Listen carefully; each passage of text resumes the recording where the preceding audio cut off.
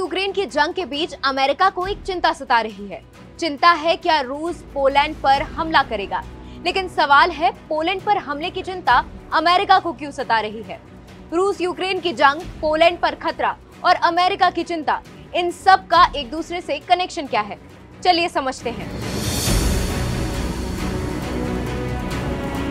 Poland पश्चिमी देशों और यूक्रेन के बीच काफी अहम कड़ी है। पोलैंड की सीमा यूक्रेन से लगी हुई है। ऐसे में अगर पश्चिमी देशों को यूक्रेन को मिलिट्री मदद पहुंचानी है तो वो पोलैंड के रास्ते ही हो सकती है, जिससे रूस को यूक्रेन में फतेह हासिल करने में काफी मुश्किल होगी।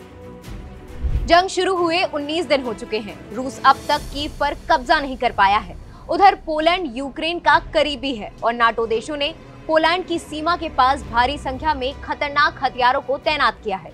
इसमें अमेरिकी पेट्रियट मिसाइल भी है और यही अमेरिका की चिंता की वजह है। अमेरिका ने जो पेट्रियट एडवांस कैपेबिलिटी 3 यानी पैक 3 मिसाइल की तैनाती की है, वो दुनिया की सबसे बेहतरीन डिफेंस सिस्टम में से एक है।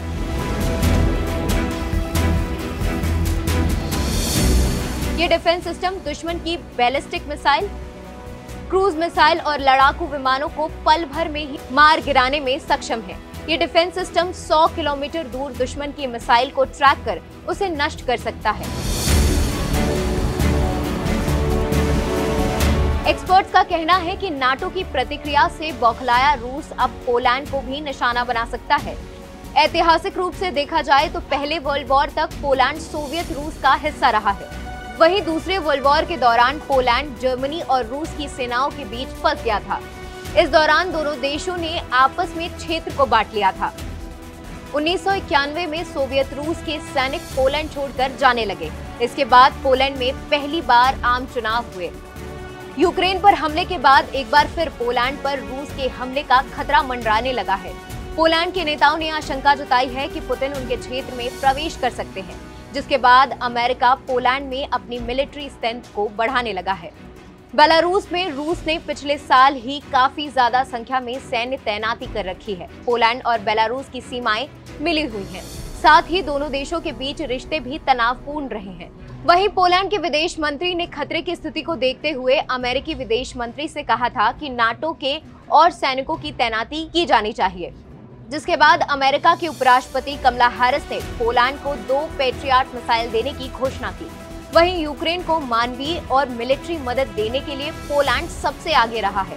हाल ही में पोलैंड ने यूक्रेन को अपने MiG-29 जेट विमानों को देने का प्रस्ताव दिया था। हालांकि अमेरिका ने पोलैंड के इस प्रस्ताव को खारिज कर दिया था। पोलैंड ने अपने दम पर युद्ध प्रभावित यूक्रेन को सैन्य सहायता भेजी है, लेकिन खुलासा कभी नहीं किया।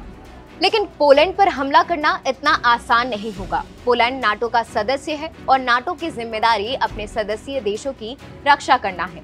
लेकिन रूस के मिजाज से पोलैंड पर हमले की तलवार लटकी हुई है, जिससे अमेरिका की चिंता बढ़ गई है।